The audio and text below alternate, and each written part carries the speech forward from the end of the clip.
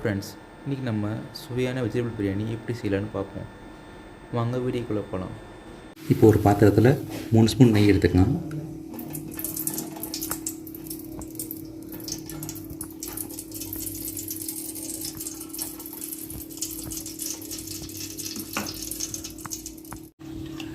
ரெண்டு spoon oil சேர்த்துக்கலாம்.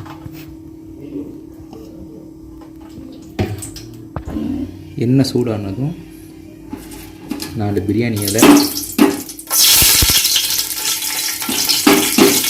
3 ஏலக்காய், 2 பட்டை, 4 கிராம்பு, 2 நட்சத்திரப்பூ போட்டுட்டு 4 பெரிய வெங்காயம் இப்போ நீளமாக கட் பண்ணிவிட்டு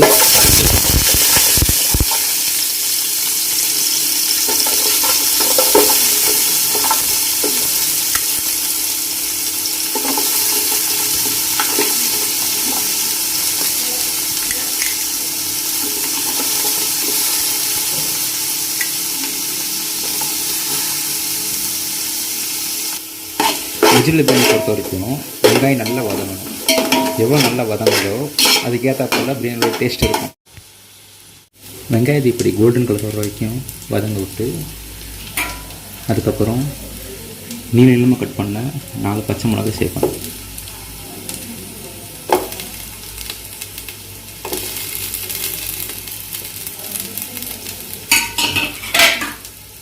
அப்புறம் கொஞ்சமாக இஞ்சி பூண்டு பேஸ்ட்டு,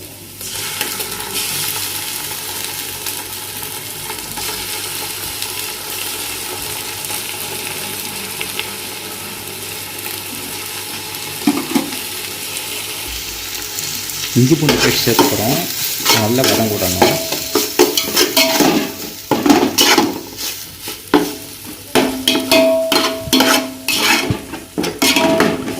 வெஜிடபிள் பிரியாணி பொறுத்த வரைக்கும் இஞ்சி பூண்டு பேஸ்ட் எவ்வளோ சேர்க்குறோமோ அதுக்கேற்ற டேஸ்ட் வரும். நல்லா வதங்க விடுங்க. இப்போ தக்காளி சேர்த்துக்கலாம். 2 பெரிய தக்காளி இப்போ சின்ன சின்னதாக கட் பண்ணி சேர்த்துக்கலாம்.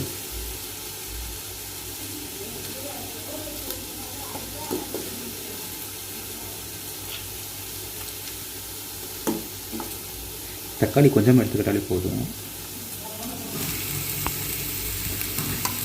தக்காளி நல்லா வதங்கின அப்புறம் 100 கிராம் பீன்ஸு பொடி நறுக்கி வச்சுருக்கேன், அதை சேர்த்துக்கலாம்.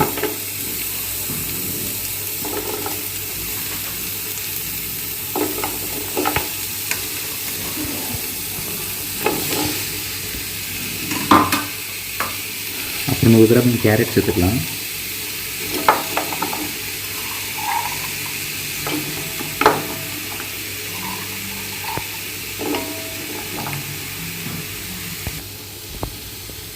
அப்புறம் 2 பெரிய உருளைக்கிழங்கு தோல் சீவி இப்படி சின்ன சின்னதாக நறுக்கி வச்சுருக்கேன், சரிங்களா?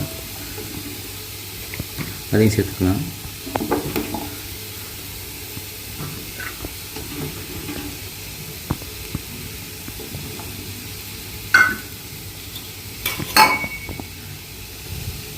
அப்புறம் பச்சை பட்டாணியை 5 மணி நேரம் ஊற வச்சு அவிச்சு எடுத்துக்கோங்க, சரிங்களா? அதையும் சேர்த்துக்கலாம்.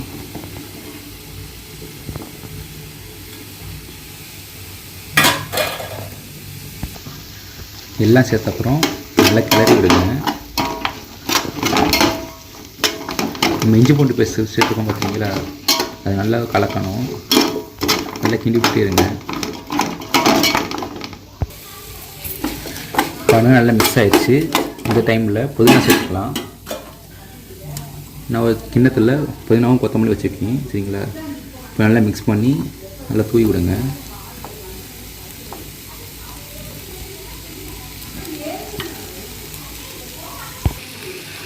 அப்புறம் ஒரு டம்ளரில் 3/4 டம்ளர் வரைக்கும் தயிர் எடுத்துருக்கேன், சரிங்களா? தயிர் சேர்த்துக்கலாம்.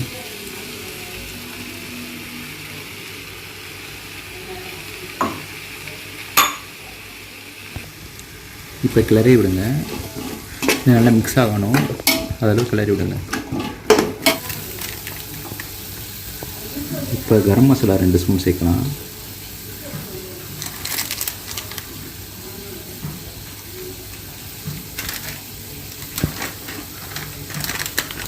அப்புறம் மிளகாய் பொடி 2 ஸ்பூன்,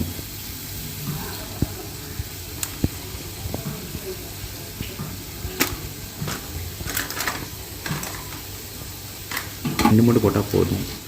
நல்லா மிக்ஸ் பண்ணிக்கோங்க.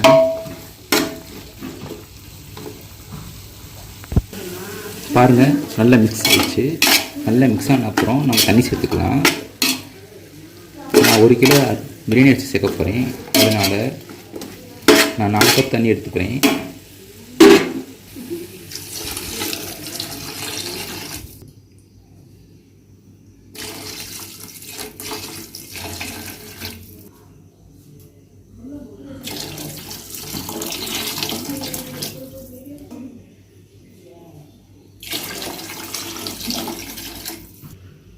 அதாவது என்னென்ன ஃப்ரெண்ட்ஸ், 1 கப் அரிசி எடுத்துக்கிட்டால் அதுக்கு 1.5 கப் தண்ணி சேர்க்கணும். அதுதான் கணக்கு. அதுக்கேற்றப்ப நீங்கள் சேர்த்துக்கோங்க. அடுத்து உப்பு சேர்த்துக்கலாம். உப்பு தேவையான அளவு சேர்த்துக்கோங்க. நான் ஒரு 2 ஸ்பூன் சேர்த்துக்கிறேன். நீங்கள் உங்களுக்கு தேவையான அளவு சேர்த்துக்கோங்க. அதில் மிக்ஸ் பண்ணிக்கோங்க.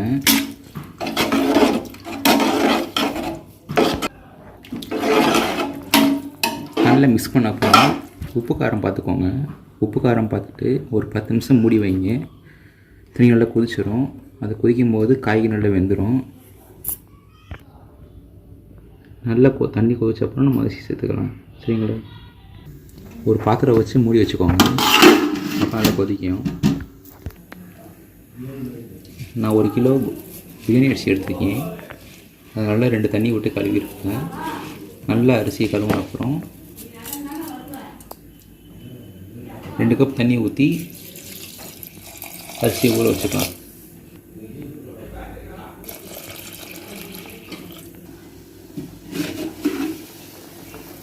பாருங்கள் ஃப்ரெண்ட்ஸ், தண்ணி நல்லா கொதிச்சிருச்சு.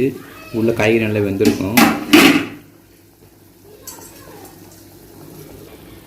நல்லா கொதிக்கும் போது அரிசி சேர்த்தா ரைஸ் நல்லா உடையாமல் நல்லா உதிரியாக இருக்கும்.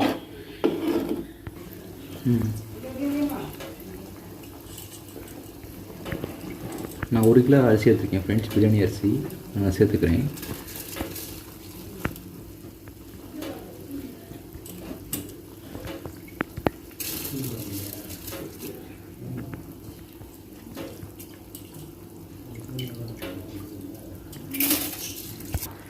அரிசி சேர்த்த அப்புறம் நல்லா அப்படி கிளறி விடுங்க.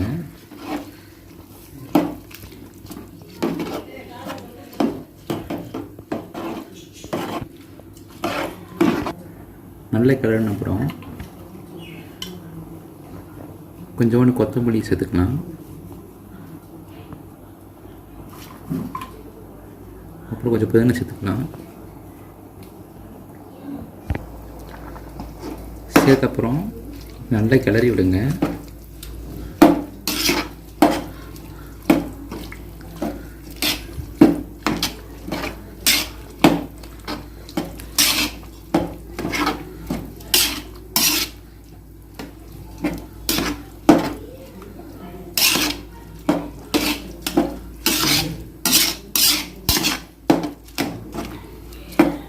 நல்லா கிளறின அப்புறம்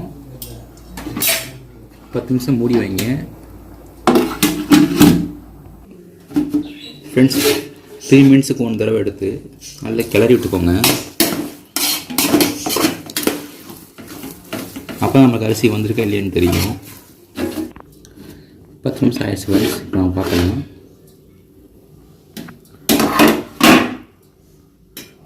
பாருங்கள், அரிசியில் இப்படி வந்திருக்குங்க. நம்ம கிண்டி விட்டிக்கலாம்.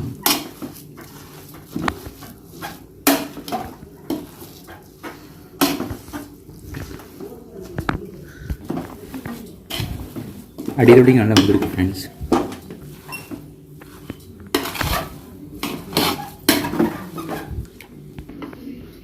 அவ்வளோதான், நம்ம வெஜிடபிள் பிரியாணி ரெடி. எங்கள் சமையல் பிடிச்சிருந்தா மறக்காமல் எங்கள் சேனலில் சப்ஸ்கிரைப் பண்ணிவிட்டு பக்கத்தில் இருக்க பெல் ஐக்கானை கிளிக் பண்ணிக்கோங்க. உங்கள் ஃப்ரெண்ட்ஸுக்கும் ஷேர் பண்ணுங்கள்.